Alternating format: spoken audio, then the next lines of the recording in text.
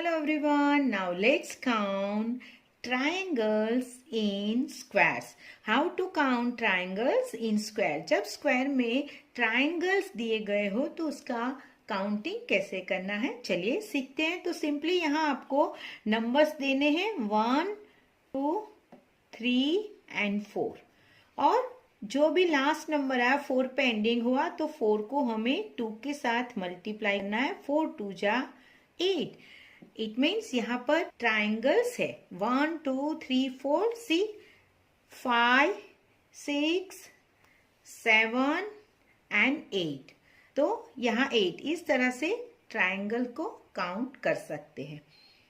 Here also same method 1 2 3 4 5 6 7 8 and what we have to do, counting is and at 8 तो 8 times 2 are 16।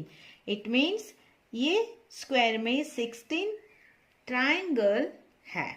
Triangles है और यहाँ पर same करेंगे। यहाँ 2 स्क्वायर है, बिगर वन एंड स्मॉलर। तो सेम मेथड 1 2 3 4 5 6 7 8 और आउटसाइड अभी बड़े स्क्वायर में हम नंबरिंग करेंगे 8 के बाद 9 10 11 12 13 14 15 16।